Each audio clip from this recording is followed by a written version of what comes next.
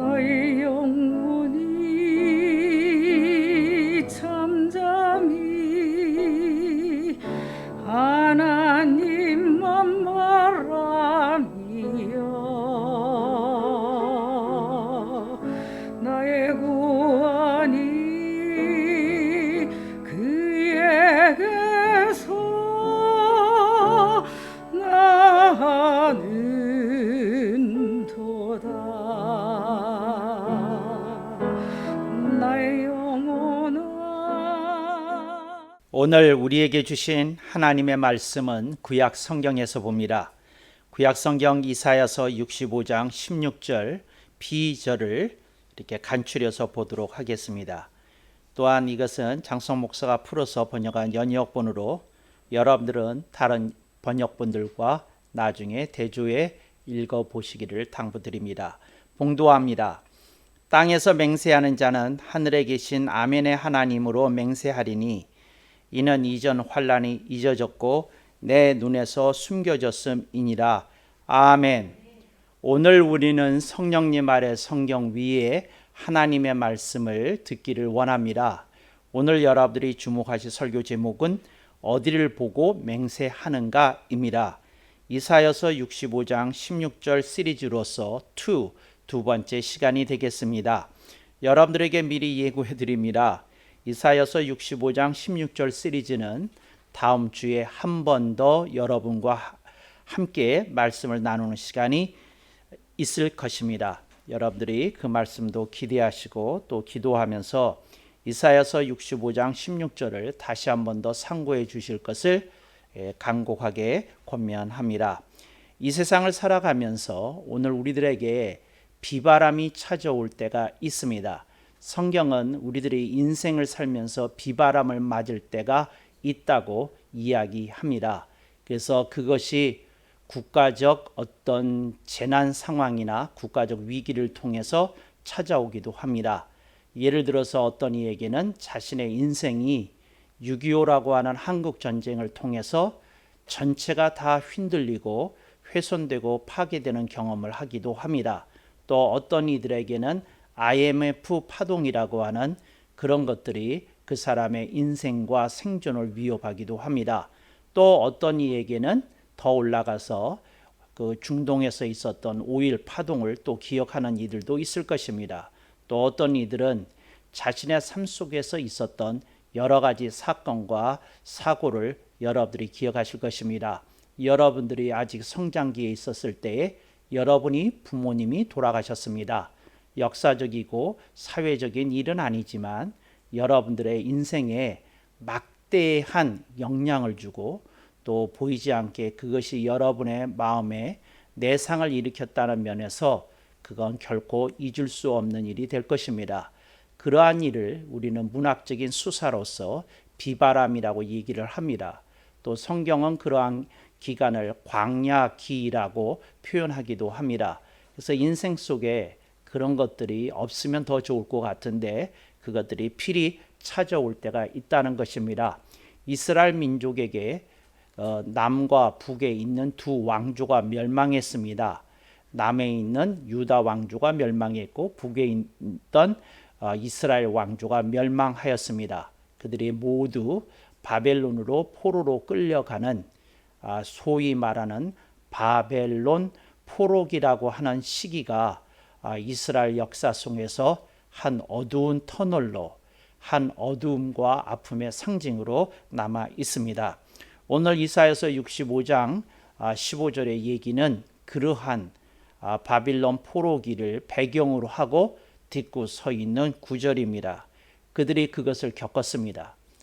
그들이 국권이 회복이 되기까지 70여 년이 걸렸는데 그 70년 세월 그들은 정말 치욕을 경험하였고 그들은 정말 절망의 골짜기를 헤맸던 것입니다. 이제 그들이 이제 하나님 앞에 돌아오게 되었다고 하였을 때에 그들이 이제 하나님 앞에 맹세를 해야 됩니다. 근데 그들이 어떤 맹세를 해야 될까요? 오늘 본문에 있는 말씀을 보겠습니다. 땅에서 맹세하는 자는 하늘에 계신 아멘의 하나님으로 맹세하리니 무슨 말입니까?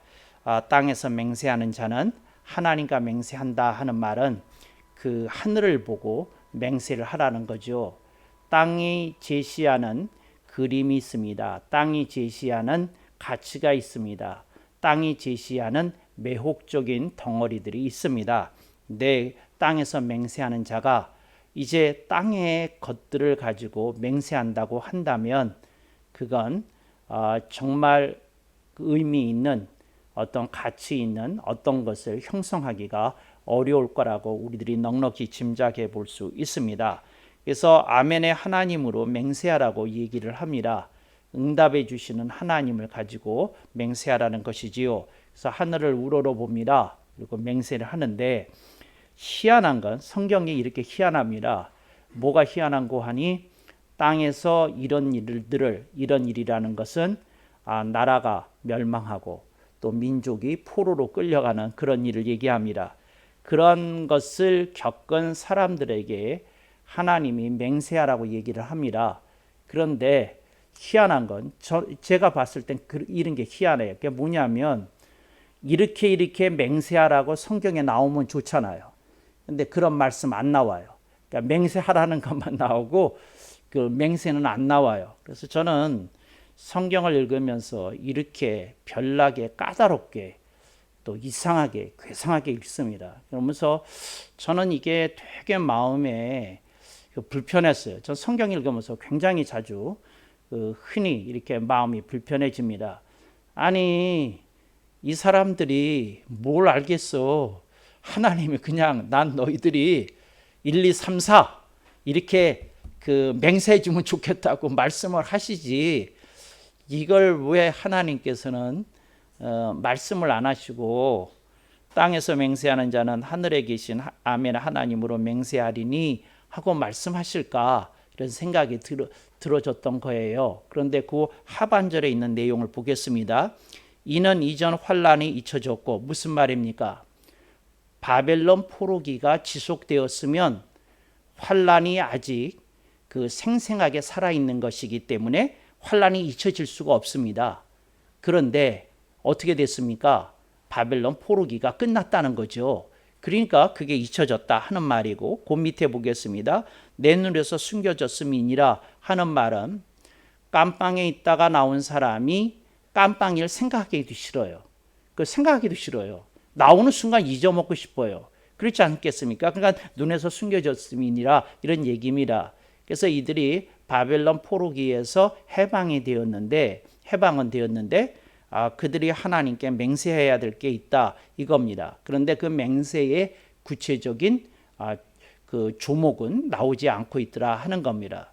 그래서 제가 이걸 곰곰이 생각해 봤어요. 이게 뭔 뜻일까 이렇게 생각해 봤더니 그 바벨론 포로로 끌려갔던 사람들이 다 그들이 민족이 끌려갔고 그들이 집단으로 끌려갔지만 한 사람 한 사람으로 보면 개인 아닙니까? 근데 하나님께서는 이렇게 생각하신 것 같아요.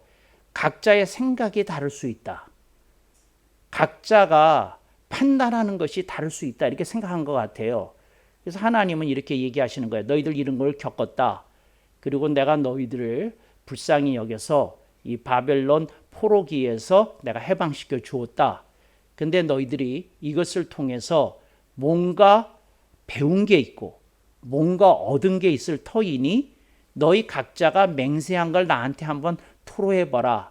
하나님 아버지, 제가 바빌론 포로기 이걸 통해서 내가 이러이러한 교훈들을 얻었습니다. 배웠습니다. 제가 하나님께 이렇게 살겠다고 이렇게 하겠다고 맹세합니다. 각자가 자발적으로 그리고 자기 속에 있는 수준을 이렇게 드러내놓고 얘기해달라는 겁니다. 그래서 여러분들이 그걸 조금 생각해 보시면 어떨까 하고 생각이 돼요. 초등학교 3학년 때 6.25를 체험하신 분이 있습니다. 네, 그분한테 제가 물었어요. 6.25가 어땠습니까? 그분이 하시는 말씀이 걸작이에요. 난 기억이 별로 안 나지. 왜? 이제 3살 때서부터 6살 때까지 이렇게 진행된 거거든요. 그러니까 본인은 기억이 별로 나는 게 별로 없는 거예요. 그냥 그 엄마 품에 있었던 것만 기억이 나고 잘 모르겠어. 이렇게 되는 겁니다. 근데 어떤 분이 그 한국 전쟁을 8살서부터 겪었어요. 이제 그런 분한테 제가 물어봤어요. 그랬더니 또 한 분이 이런 얘기를 합니다. 배고팠던 것밖에 기억이 안 나. 배고팠던 거. 그리고 또 한 가지 덧붙인다면 굉장히 겨울이 추웠다는 거. 여름이 더웠다는 건 그렇게 잘 모르겠는데 하여튼 그 배고팠던 거, 추웠던 거 그것만 기억난다고 이렇게 얘기합니다. 그러면 그분이 한국 전쟁을 통해서 무슨 교훈을 얻은 겁니까? 또 배운 게 있는가? 아무것도 없는 거예요. 근데 이게 이제 똑같은 일을 어떤 걸 겪었는데 어떤 사람이 그것을 통해서 하나님께 제대로 맹세하려면 그 사람의 의식 수준이 어느 정도는 올라와야 된다 하는 걸 하나님은 이 구조를 통해서 우리들에게 말씀하고 있는 겁니다. 의식 수준이 올라와야 된다는 거예요. 그러지 않으면 어린애 수준으로 얘기한다는 겁니다. 글쎄 나는 어린 시절에 한국 전쟁을 겪었는데 배고팠던 것밖에 몰라요. 하나 더 덧붙이자면 추웠던 것밖에 몰라요. 그게 의식 수준이니까요. 그 나이 때에. 그러니까 그게 너무 강렬했으니까요. 너무 아팠으니까요. 그렇게 얘기할 수 있죠. 그러나 그 레벨은 무슨 레벨은 아닙니까? 하나님과 맹세할 수 있는 레벨은 아니더라 하는 겁니다. 여기서 포인트가 있어요. 하나님이 이렇게 얘기하십니다. 똑같은 설교를 듣지만 그 말씀을 제대로 알아듣고 의식이 깨어날 수 있는 사람은 드물다는 겁니다.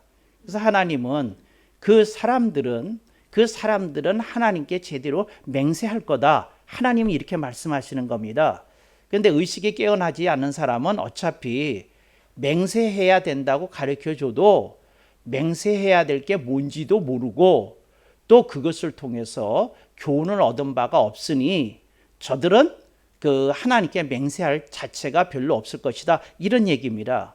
그래서 여러분 요 말씀이 굉장히 맹세의 조목이 없는 것이 오늘 우리들에게 시사하는 바가 이렇게 크다는 겁니다. 그래서 여러분이 똑같은 말씀을 듣는데 그 말씀을 듣고 뭐를 듣는지 뭘 알아듣는지 하는 건 여러분의 정신세계 또 여러분의 의식 수준 이제 이것과 밀접한 관계가 있다 이제 하는 겁니다. 어떤 부흥사가 어떤 교회에 가서 집회를 하면서 내내 피를 토하듯이 외쳤답니다. 그래서 목사님이 집회가 끝난 며칠 후에 어떤 집사님을 만났길래 물어봤답니다. 어떠셨어요? 목사님 죄송해요. 그 목사님이 소리를 악악 지르신 것만 기억나요. 내용은 별로 기억 안 나고. 근데 이게 의식 수준입니다. 그러니까 어떤 것이 강렬하긴 해도 그 사람의 의식이 깨어나거나 그 사람의 정신세계가 열려있지 않으면 맹세할 게 없다 그 말입니다. 맹세할 게 없다는 겁니다. 70년 동안 바빌론 포로기를 겪었는데 맹세할 게 없는 사람들이 있다는 겁니다. 거기서 생존해 나온 사람들이 뭔가를 얻었어야 되는데 배웠어야 되는데 깨달았어야 되는데 그러지 못하더라 하는 얘기입니다. 여러분들이 인생을 살아가면서 비바람 맞습니다. 그런데 그 비바람을 통해서 여러분이 어떤 맹세를 하십니까? 어떤 분이 어렸을 때에 굉장히 조실 부모, 일찍 부모님이 돌아가시는 통에 친척집을 전전하면서 이렇게 고생을 하셨답니다. 나중에 이분이 자수성가해가지고 쌀가게를 열고 또 쌀가게를 테두리에서 뭐 정미소로까지 뻗어나가고 나중에 이제 한 기업을 키우신 분인데 그런데 이분이 자기가 겪었던 것을 이렇게 부지불식간에 이렇게 토로하는 걸 제가 듣게 됐어요. 그랬는데 이분들이 하는 말이 친척들은 믿을만하지 않다는 거예요. 그러니까 이분들의 머릿속에 자기들이 친척집을 전전했을 때 거기서 받았던 보이는 구박, 보이지 않는 그 박대 이제 이런 것들만 마음속에 남아 있는 거예요. 그리고 이분이 또 하시는 말씀이 뭐니 해도 머니다 그 말이에요. 이분이 좌우명이에요. 뭐니 해도 머니다. 그러니까 돈만이 사람을 사람답게 꾸며주더라는 거예요. 이분 쓰는 표현 그대로 쓴 겁니다. 돈만이 사람을 사람답게 꾸며준대. 그런데 돈이 없으니까 사람이 사람답게 꾸며지지를 않더래. 근데 이게 인생을 겪으면서 이제 이런 걸 얻어내는 사람들이 있어요. 이런 걸 얻어내는 사람이 있어요. 그런데 이런 사람들은 본문 말씀 봅니다. 하늘에 계신 아멘의 하나님으로 맹세할 게 없어요. 자기가 신념을 만들어냈고 자기가 만들어낸 신조에 의해서 그걸 철학 삼아서 살아가는 사람들이지요. 그래서 제가 여러분한테 묻습니다. 여러분들에게 인생의 비바람이 핥히고 지나간 다음에 여러분에게 생긴 그 내상으로 인해서 여러분들에게 어떤 신념 내지 신조나 철학이 형성되었는데 여러분 그거 가지고는 하나님 앞에 맹세할 수 없다는 거 아십니까? 하나님께 맹세하려고 그러면 여러분들이 정말 정신세계가 열려지고 의식 수준이 올라와야 된다는 거, 이거 다시 한번 생각해 봐야 됩니다. 그러지 않으면 평생 그런 소리 하면서 인생을 이렇게 하나님 보시기에 허비하는 사람들이 그렇게 많더라 하는 것을 느낄 수 있습니다. 그래서 그렇게 하는데, 그래서 저는 이 구조를 제가 한번 보면서 이렇게 생각했어요. 어떻게 생각하냐면 제가 돌아갔어요. 어떻게 돌아갔냐면 나라가 멸망했다. 그때 우리의 조상들이 끌려갔다. 그랬는데 바벨론 포로기 30살쯤에 내가 태어났다. 그래가지고 내가 바벨론에서 우리 민족이, 우리 이스라엘 민족이 해방되어 가지고 이 팔레스타인으로 돌아왔을 때 내 나이가 30살이었다. 이제 이런 생각을 하고, 그랬을 때에 하나님 앞에 맹세하라는 그 선지자들의 그 피토하는 말씀을 내가 듣게 되었다. 그때 30살 장성은 어떻게 하나님 앞에 맹세해야 마땅할까? 이렇게 생각하고 설교문을 쓰기 시작한 거예요. 이해되십니까? 제가 어떻게 설교를 준비하고 뭐 하는지. 그래서 제가 이스라엘 사람입니다. 방금 바벨론 포로에서 해방된 사람입니다. 그리고 30살입니다.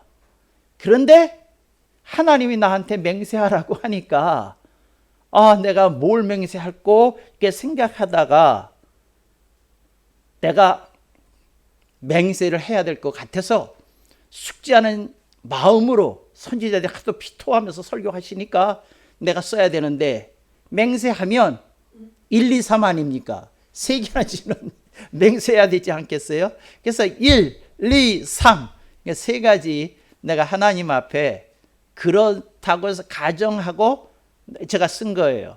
그러니까 제가 드리는 말씀은 뭐냐면, 어떤 다른 목사님이 이 구조를 가지고 설교를 해요. 그런데 그분이 이스라엘 민족이 뭘 맹세했을까요? 그분은 또 다른 얘기를 할 겁니다. 이걸 잘 들으시기 바랍니다. 또 다른 설교자가 설교합니다. 또 다른 얘기를 할 겁니다. 왜 얘기하느냐? 잘 들으세요. 정신세계가 달라. 설교자들도. 의식 수준이 달라. 정신세계가 달라. 의식 수준이 다르고. 그러니까 그분은 그분의 정신세계에서 깨달은 맹세 3조를 내놓을 거예요. 또 다른 분은 그분의 의식 수준에서 나온 맹세 3조를 내놓을 거예요. 근데 오늘 저는 설교 사역자로서, 말씀 사역자로서 장성 목사가 생각하는 맹세 3조를, 그 바벨론 포로기를 끝난 그 사람이 하나님께 내놓아야 될 것 같은 맹세 3조를 이렇게 내놓는 거죠. 목사님 잠깐 그 맹세 3조 하시기 전에 저 점검하고 넘어가야 될 게 있어요. 목사님, 제가 질문합니다. 그럼 목사님, 바벨론 포로기를 우리들이 인생에서 겪는 비바람 시절이라고 생각해도 된다고 말씀하시는 거죠? 그렇습니다. 그러니까 인생의 비바람 시절을 지냈던 사람들이 하나님이 맹세하라고 하면 이 3조를 맹세해야 되지 않을까 하는 걸 생각한 거예요. 그러니까 제가 어떻게 이제 설교를 준비했는지 알겠죠? 제가 이렇게 생각했어요. 내가 인생의 비바람을 언제 겪었던 거 되살려 보고, 그 다음에 그 인생의 비바람 시절을 통해서 하나님은 인간 장성에게, 그리스도인 장성에게 어떤 맹세를 원하실까? 이렇게 생각하면서 이제 설교를 작성했던 겁니다.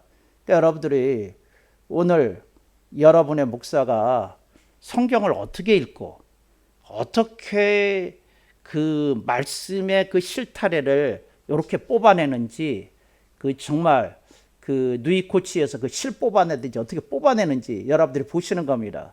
근데 여러분들이 이걸 들으시고 이제 설교 끝난 다음에 너무도 영적으로 풍성하고 부유함을 느끼면 오늘 비단이 나온 거고, 그리고 그냥 여러분들이 생각했을 때 별게 아닌 게 여러분들에게 들려지면 여러분들은 그 껍데기 그냥 이 본당을 나가시다가 쓰레기통에 살짝 던지고 가실 거고, 이거 정말 긴장되는데요. 껍데기가 나올지 비단이 나올지 이제 그런 생각을 해봅니다. 이제 이건 물론 문학적인 수사지요. 그렇지만 그쪽에 영적으로 시사하는 내용이 좀 있겠다 하는 생각을 해봅니다. 첫 번째로 무능과 무력에 대해 배운 것을 잊지 않겠다고 맹세할 거라는 겁니다. 장성 목사는 무능과 무력에 대해 배운 것을 잊지 않겠다고 맹세한다는 겁니다. 나라가 멸망했는데 민족이 포로로 끌려가는데 할 수 있는 일이 아무것도 없었다. 그러니까 역사의 도도한 흐름 앞에 한 개인이, 한 가정이 얼마나 무능하고 무력한지에 대해서, 한 인간이 얼마나 무능하고 무력할 수 있는지에 대해서 그걸 배우는 겁니다. 여러분, 한국 전쟁 앞에서 한 개인이 얼마나 무능하고 무력하겠어요. 그걸 뭐 어떻게 설명할 수 있겠어요. IMF가 터졌을 때 그 얼마나 자신이 무능하고 무력함을 절감한 사람들이 얼마나 많았겠어요. 근데 그것을 잊지 않겠다고 맹세하는 겁니다. 하나님, 내 잘난 맛에, 내 잘난 체 하는 맛에, 그건 왜 안 쓰세요? 잘난 맛, 잘난 체 하는 맛에 인생 살던 거 내가 이제 내려놓겠습니다. 하나님 앞에서 주접떨지 않겠습니다. 하나님 앞에서 까불지 않겠습니다. 하나님 앞에서 함부로 나대지 않겠습니다. 근데 이걸 제가 배운 거죠. 무능과 무력에 대해 배운 것을 잊지 않겠다고 맹세하는 겁니다. 하나님, 제가요 배웠으면 얼마나 배웠고 알면 얼마나 알고 제가 잘났으면 얼마나 잘났겠습니까? 하나님, 알았습니다. 저 자신의 무능과 무력함을 평생 잊지 않고 하나님 앞에 겸손한 그리스도인으로 살 것을 맹세합니다. 이제 이런 태도를 가지게 되더라는 거죠. 승승장구한 지가 조금 된 사람들의 눈빛에 보면 아상이라는 게 보여요. 그게 뭐냐면 자기를 나타내려고 하는, 그러니까 이걸 이제 영어로는 셀프 이미지라고 그러는데, 셀프 이미지가 보여요. 제가요 성공한 사람들 만나는 게 제가 참 힘들어요. 근데 그 사람들에게서 이 셀프 이미지가 이렇게 나와요.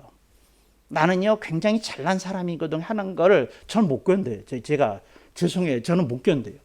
그런 사람 못 견뎌요. 왜 못 견디냐면 그 사람에게서 내가 배울 게 아무것도 없거든요. 저러다가 내가 저게 묻어올까 이렇게 생각이 돼요. 그래서 그런 분하고 대화하다 보면 제가 가끔씩 딴짓도 합니다. 딴짓하는 건 경청하다가 내가 저 사람한테 묻을까 두려워가지고 딴짓해요. 정말이에요.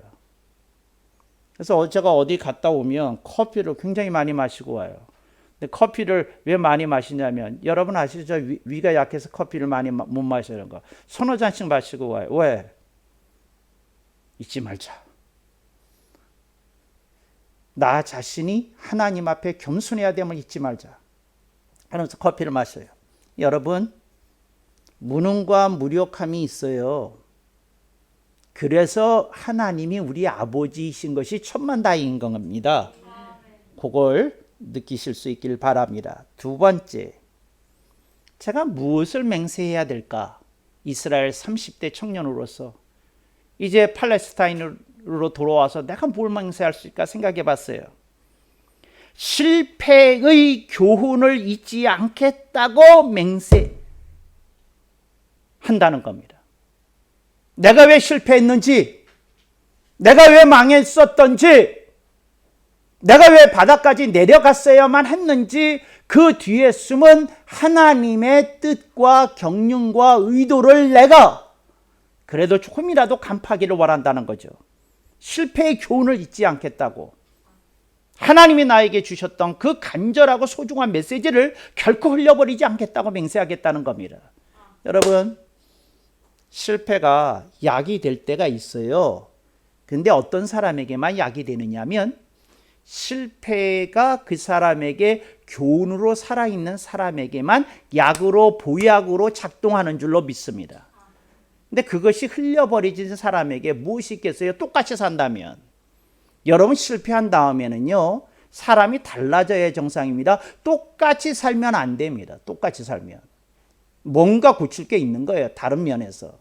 노력해야 될 게 있고 뭐 해야 될 게 있고 그걸 여러분들이 기억하실 수 있기를 바랍니다. 하나님이 말씀합니다. 작은 아픔은 작게 변할 게 있다는 것이고 큰 아픔은 크게 변할 게 있다는 뜻이라고 저는 개인적으로 그렇게 늘 받아들입니다. 이게 거저 받고 이렇게 누리는 아픔이 되면 안 되지. 이 아픔을 통해서 뭔가 디딤돌이 생겨야만 하지. 그렇다면 하나님이 나에게 주신 교훈과 그 소중하고 강력한 메시지를 찾아내야만 하지. 이게 제가 사고하는 방식입니다. 제가 그렇게 늘 생각합니다. 찾으려고 합니다. 성경을 묵상합니다. 그리고 뒤지고 다닙니다. 어떤 이들 보면 고생만 했어요. 그런 분들 중에 상당수가 식당을 하시더라고. 식당을 하시는 분들 보면요, 그런 게 있어요. 고생 많이 하셨어요. 저는 식당 가서 은혜 받지 못한 적이 한 번도 없어요. 그 주인 보고 딱 보면 얼굴에 써 있어요. 아, 저분은 식당 주인한 지 30년이구나 20년이구나 10년이구나 딱 나와요. 그게 나와요. 그 김치에서도 그 맛이 배어 있어. 그 집에서 담근 김치면 20년 김치를 담갔던 사람의 손에서 나온 김치는 20년이라고 써 있어요. 정말이에요. 특히 짠지를 먹어보면 아는데, 짠지 먹어보면 알아요. 아, 이분은 짠지를 30년을 만드신 분이구나. 이게 나와. 딱 나와. 근데 얼굴에 이렇게 했는데, 그런데 그렇게 고생하신 것을 보면서 꿋꿋이 일하시는 거 보니까 은혜가 돼요. 그런데 마음속에 한쪽에 애린 건 그 고생한 것을 통해서 이렇게 메시지를 충분히 배운 분들은 많지 않은 것 같더라고요. 그 속에서 뭔가 얻어야 되거든. 배워야 되거든. 깨달아야 되거든. 그럼 뭔가 탁 하고 이렇게 달라지는 것이 있고, 이렇게 삶 속에서 이렇게 좀 아름다운 그것들이 딛고 일어서지 않을까, 그런 생각이 있는 거예요. 근데 그런 것이 있으려면 무엇이 있어야 되겠습니까? 실패 속에서 읽어내는 힘이 있어야 됩니다. 아하, 하나님이 나한테 이걸 가르치시려고 그랬구나. 크게 이렇게 깨달아지고 알아야 되고 이제 이래야 되는 겁니다. 어떤 집에 자기를 못 살게 구는 동생이 있어요. 그 사람이 오늘 앉아있네. 그런데 맨날 그 동생하고 이렇게 부딪히면서 상처를 받으면서 힘들어하면서 하여튼 도무지 도움이 안 되는 존재야, 저 동생이라는 존재는. 근데 이런 생각만 하면 고통만 겪고 있는 거지 하나님이 무슨 메시지를 주는지는 들리지 않는 겁니다. 그러니까 여러분들이 고통이 오면 메시지가 있다는 거 꼭 기억하시고, 이렇게 깨닫고 뭔가 이렇게 얘기할 일이 있다는 거 여러분들이 좀 살피시고, 아, 내가 이걸 꼭 디딤돌로 고쳐서 만들어 놓아야 되겠구나. 이제 그런 생각을 하면서 이렇게 마음속에 무엇이 있어야 되지 않을까, 이렇게 생각이 듭니다. 어떤 분이 시골에서 사는데 그 옛날 시골 시절에는 그 땅은 좀 널찍하잖아요. 왜 아무리 가난하게 사는 집도 땅은 널찍하지 않아요. 늘 동네 옛날 시절 얘기입니다. 보면 왜 기와집, 뭐 고래등 같은 기와집이라는 거 아십니까? 이렇게 탁 하고 그 처마가 길게 뻗어 있는 집을 고래등 같은 이제 기와집이라는데 맨날 거기 지나다니면서 늘 그 생각했대요. 자기 친구놈이 그 집에서 사는데 늘 부유하게 보이고 자기 집은 늘 그 초가집인데 가난하게 보이고 누구는 복이 있어서 저 집에 태어나고 누구는 여기 태어나고 늘 그 생각을 했답니다. 이게 했는데 한 번은 이제 그러고 이렇게 갔는데 시골에 그거 아시죠? 왜 그 스님들이 그 탁발을 나와서 앞에서 이렇게 목탁을 두들기면서 막 그 반야신경을 막 외우고 있지 않습니까? 그 얘기는 뭐냐면 그 쌀이라도 달라, 보리라도 달라, 뭐 먹을 거 달라 그러고 이 탁발 그 탁발이라고 그러거든요. 그래서 막 이렇게 두들기는데 그날따라 마음이 불편했는데 이 아들이 그래 뭐 다 먹고 살자고 하는 건데 그래가지고 이렇게 그 바가지 좀 큰 바가지에다가 쌀을 가득히 담아가지고 이렇게 줬답니다. 근데 그 집에서 그랬던 적이 없는데 이렇게 주니까 스님이 그걸 봤더니 돌아서는데 잠깐만 그러시더래요. 그러면서 오늘 이렇게 귀한 쌀을 한 바가지 드렸으니 내가 한마디 하겠다고. 그래서 한마디를 하는데 무슨 얘기를 하느냐 하면 목공을 배우시라고, 목수일을 배우시라고 그러고 갔답니다. 예, 목수일을 배우시면 아주 요즘 말로 하면 대박 나실 분이시라고. 그런데 농사를 짓고 계시네요. 이러더랍니다. 그랬는데 자기가 또 한번 이제 읍내로 나가려고 그러면 그 친구 집, 그 고래등 같은 집을 이게 지나가게 되는데 그 생각이 나더랍니다. 무슨 생각이? 내가 왜 그 생각을 못했지? 내가 목수라면 나무만 구하면 집 지을 수 있는 거 아니야? 이 생각이 들더랍니다. 이 생각이. 그래서 여러분, 이분이 5년은 걸렸지만 자기 집을 그 친구 집보다 한 칸 더 크게 지었답니다. 이제 5년은 걸렸지만 이렇게 배워가지고 한 칸씩 해가지고 이렇게 지었답니다. 근데 이제 여기서 제가 무슨 얘기를 하는 거냐면 어떤 삶 속에서 어떤 일이 있었을 때 그것이 나한테 주는 메시지를 좀 읽을 줄 알았으면 그 사람에게 새로운 빛이 비치는 거고 어둠 속에서 그 사람이 나아가야 될 방향을 얻는 겁니다. 근데 맨날 초가집 한 탄만 하고 지내는 거하고 목공일 배워서 한 칸씩 집 늘려나가는 거하고 뭐 여러분 어떻게 생각하셔요? 좀 달라진 인생이 될 수 있다는 생각 들지 않습니까? 세 번째 맹세입니다. 불쌍한 사람들에 대한 연민을 잃지 않겠다고 맹세합니다. 여러분, 대한민국이 겨우 요 정도밖에 안 되는 건 가난했던 시절을 다 잊어먹었기 때문에 그래요. 다 잊어먹었기 때문에. 여러분, 대한민국이 정말로 가난했던 시절을 기억하고 있다면 지금 우리들이 살고 있는 건 정말 감지덕지해도 모자랄 지경입니다. 모자랄 지경이에요. 정말. 옛날에 새끼 다 챙겨 먹는 집 별로 없었어요. 두 끼 먹었어. 두 끼 반이든지. 목사님 두 끼 반은 뭡니까? 아침에 죽 먹었어. 밥 제대로 반찬 챙겨가지고 먹을 그런 형편이 안 돼가지고. 지금 우리가 얼마나 잘 사는데 불쌍한 사람들에 대한 연민을 잊지 않겠다고 맹세하는 뜻이 뭔지 아십니까? 내가 가난했던 시절을 체험한 사람이라면 내가 밥 먹고 살만해졌을 때 가난한 사람들을 내가 도와야 될 거 아니에요. 가난한 친척들 내가 몰래 5만 원씩 10만 원씩 꽂아줘야 될 거 아니에요. 내가 그게 안 돼요. 왜 안 될까요? 불쌍한 시절을 잊어버렸거든. 넘겨버렸거든. 뭐 했거든. 그래요.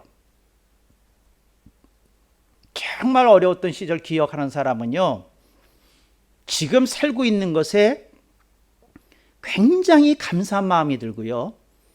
그리고 내가 어려운 사람들에 대해서 내가 따뜻한 마음을 갖는, 그걸 연민이라고 그러는데, 연민을 내가 놓지 않고 뭔가 도와야 되겠다. 그런 생각을 갖는다는 거죠. 그런 생각을. 내가 뭔가 정말 도와야 되겠구나. 내가 의미 있는 일들을 좀 해야 되겠구나. 그래서 여러분들이 컴패션에서 아이 하나라도 자매 결연 해가지고 좀 돕는 일도 좀 하시고, 여러분들이 정말 하나님이 여러분들한테 눈에 띄게 한 사람들 중에서 내가 할 수 있는 몫이 있겠구나 생각되는 몫을 찾아서 여러분들이 조금씩은 움직이셔야 돼. 근데 그게 불쌍한 사람들에 대한 연민을 잊지 않겠다고 맹세하는 사람에게서 나오는 생활 양식입니다. 라이프 스타일입니다. 이런 게 좀 나와야 되잖아요. 내가 버는 것 가지고 우리 가족도 다 풍족하게 공급하지 못하는데 그런 생각 가지고 평생 살 거예요. 조금 남도 도우면서 살고 의미 있게 좀 퍼주는 것도 하고 그러면서 살 수 있는 그런 마음가짐, 그런 뜻가짐, 이런 것들이 있어야 되지 않은가. 그런 생각을 좀 해봐야 되잖아요. 맨날 나. 정말.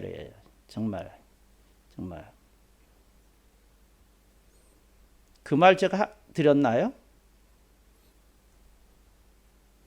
나라라는 말이 우스갯소리에 또 진짜로 알아듣지를 말고, 나라라는 말이 나 하는 사람들이 모여서 나라가 됐대. 정말이에요.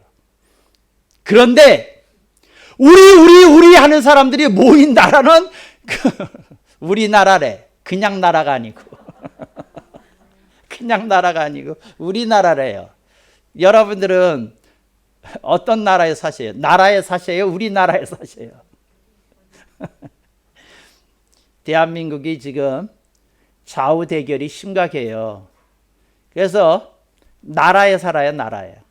이쪽은 저쪽이 얄밉고 저쪽은 저쪽이 혐오스럽고 막 그런 나라에 살고 있어요.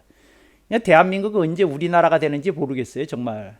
우리나라가 돼야 되는데. 정말 그 연민을 품고 뭐하고 그렇게 살 수 있는 나라가 돼야 되는데, 그 생각을 합니다. 말씀 마치면서 한 말씀 더 드리겠습니다. 하나님이 우리들에게 맹세하라고 그러시는데 이걸 오픈 시켜놓으셨어요. 오픈 텍스트예요. 여러분들이 기입하는 텍스트라 그 말이에요. 클로스드 텍스트가 아니라 오픈 텍스트예요. 여러분의 맹세를 써 넣으시라는 겁니다. 장성 목사는 이렇게 그 맹세 3조를 제안해요. 근데 저는 여러분이 이 맹세 3조보다 더 훌륭한 3조를 만드셔서 그 오픈 텍스트에 쓰시기 바랍니다. 그래서 제가 여러분의 맹세 3조를 보고 제가 너무 감동을 먹고 감격해가지고 내가 여러분의 목사인 것이 너무도 뿌듯하고 흐뭇하고 보람되게 해주세요. 제발 그렇게 해주세요. 그런데 아직까지 그 레벨까지 올라가기가 약간 중간대기에 계시는 분들, 오늘 여러분의 목사가 제시하는 맹세 3조 가지고 시작하십시다. 그래서 하늘의 하나님께 이런 맹세를 드리는 새누리 공동체 되시기를, 우리 방송 공동체 되시기를 주님의 이름으로 당부하고 축복합니다. 아멘 억만 번.